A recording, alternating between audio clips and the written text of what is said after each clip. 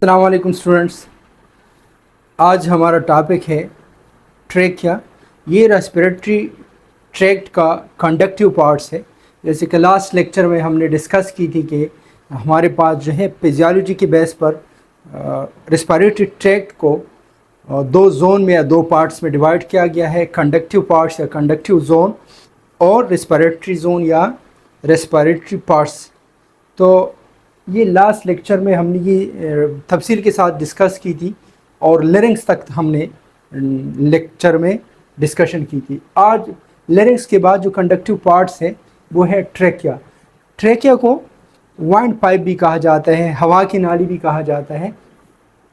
तो ट्रेकिया की लेंथ जो है ये 10 सेंटीमीटर से लेकर 12 सेंटीमीटर तक होती है एडल्ट में, और इसका जो डायमीटर है, इसका जो खुतर है वो हमारे पास है 15 mm से लेकर 25 mm तक, मिलीमीटर तक, या अगर हम इसको सेंटीमीटर में ले लेते हैं तो 1.5 सेंटीमीटर से लेकर 2.5 सेंटीमीटर तक होती है। अब हम आते हैं कि इसका कंपोजिशन क्या है, ये कैसे बनी है। तो इसके 3 लेयर्स होते हैं हमारे पास। इनर लेयर है वो म्यूकोसा उसको कहा जाता है, और ये जो इनर लेयर है ये हमारे पास एपिथेलियल टिश्यू से बनी है, और ये स्पेशल टिश्यू है। इसको ciliated pseudostratified columnar epithelial cells कहा जाता है। और ज़ाहिरी बात है कि ये सेल्स एक दूसरे के साथ कंबाइन होकर टिश्यू बनाते हैं।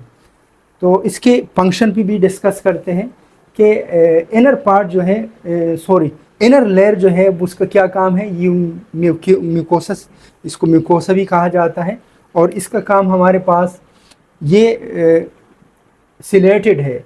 ये एपिथेलियल टिश्यू के एक टाइप से कॉलमनर है, जो कि बोर्ड पे आपको दिख रहे हैं। इसका स्ट्रक्चर यू होता है, और यहाँ पर सीलिया इसकी बनी हुई होती है। तो सीलिया जो है ये अपवर्ड मूवमेंट करती है। तो कोई भी फॉरेन पार्टिकल या कोई भी डस्ट जब हमारे रेस्पिरेटरी ट्रैक्ट में एंटर होती है और ट्रैकिया तक पहुंच जाती है, तो ये जो सेलिया है इसका काम है ये अपवर्ड मूवमेंट करती है। तो एक तो ये यहाँ पर म्यूकोसा जो है ये म्यूकस सिक्रीट करती है, तो डस्ट इसमें ट्रैप हो जाते हैं या फॉरेन मटेरियल इसमें फंस जाती है। तो फिर वो इसमें जैसे म्यूकोसा सिक्रीशन करती है म्यूकस की, तो ये एक स्टिक लाइक स्ट्रक्चर होती है लिक्विड की तरह। तो फिर ये जो इसी ट्रैक्ट में कोई पार्टिकल या डस्ट फंस गया तो ये सीलिया अपर मूवमेंट करती है, जैसे कि कश्ती का जो चप्पू है, और वो जो चीज़ है उसको डस्ट है या पार्टिकल है या कोई भी फॉरेन मटेरियल है उसको लेरिंग्स तक लेकर जाती है। और इसका एक और काम भी है कि ये कप रिफ्लेक्स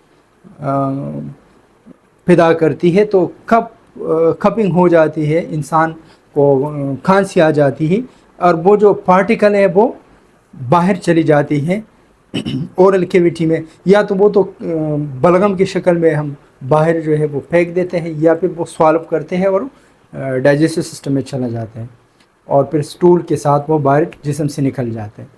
तो ये इनर लेयर जो है ये इसका काम ये सिलेटेड स्टेरिफाइड एपिथेलियल सेल की बनी हुई थी, और यहाँ पर सीलिया है। जो दूसरा लेयर है ये जो हम स्टडी करते हैं ये इसको हिस्टोलॉजी भी कहा जाता है, क्योंकि हम टिश्यूज़ को देखते हैं तो ये माइक्रोस्कोप के थ्रू की जाते हैं। तो फर्ज करें हमने यहाँ से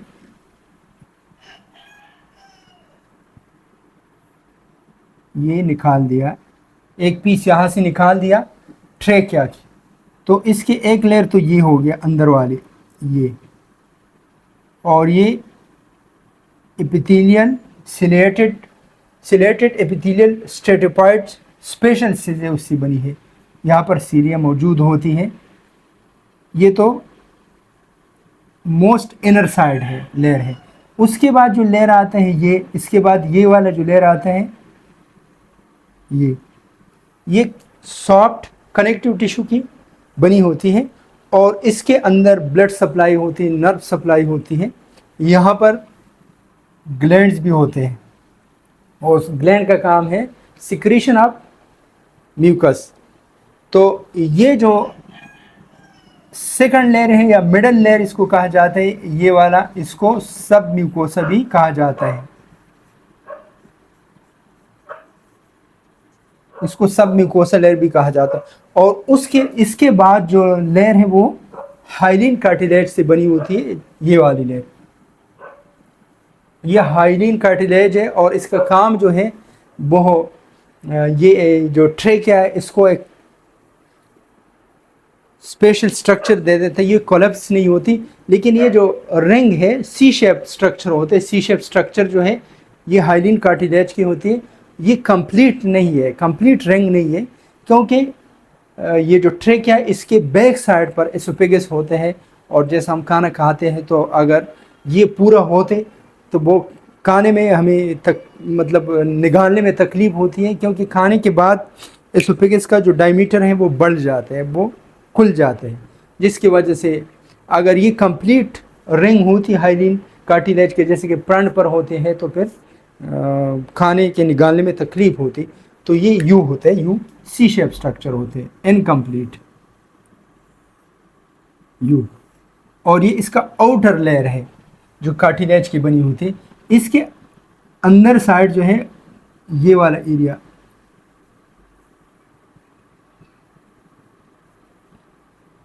یہ کنیکٹیو ٹیشو کی بنی ہوتی ہے اور یہ نرم ہوتی ہے. تو اندر کے سائڈ سے جب ایسوفیگس میں کھانا آ جاتی ہے تو یہ اندر کی طرف دب سکتی ہے.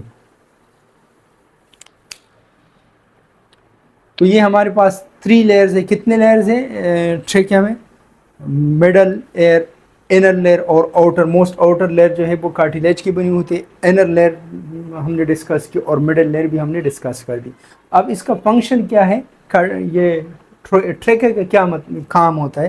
تو اس کا جو فنکشن ہے یہ لیرنگ سے جو ہے وہ ہوا کو برونکائی تک اور پھر اس کے بعد لنگس تک پہنچاتی ہے، اس کا یہ کام ہے. دوسری بات کہ یہ ایئر کو وارم کرتی، ایئر کے جو ٹیمپریچر ہے اگر باہر موسم ٹھنڈا ہے اور ٹیمپریچر کم ہے تو یہ باڈی ٹیمپریچر کے مطابق ایئر کو کیا کرتی ہے، اس کو مینٹین کرتی ہے.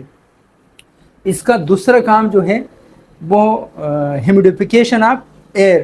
یہ ایئر میں جو ہے وہ باہر جب ہم سانس لے لیتے ہیں اور باہر خشک ہوا ہوتی ہے تو اس کے ساتھ یہ جو میوکوسا ہے یہاں پر بلڈ سپلائی بھی بہت زیادہ انر لیئر میں ہوتی ہے، تو اس کے ساتھ واٹر ایڈ کرتی ہے اور اس کو جو ایئر ہے اس کی خشکی کو کم کرتی ہے، ختم کر دیتی ہے.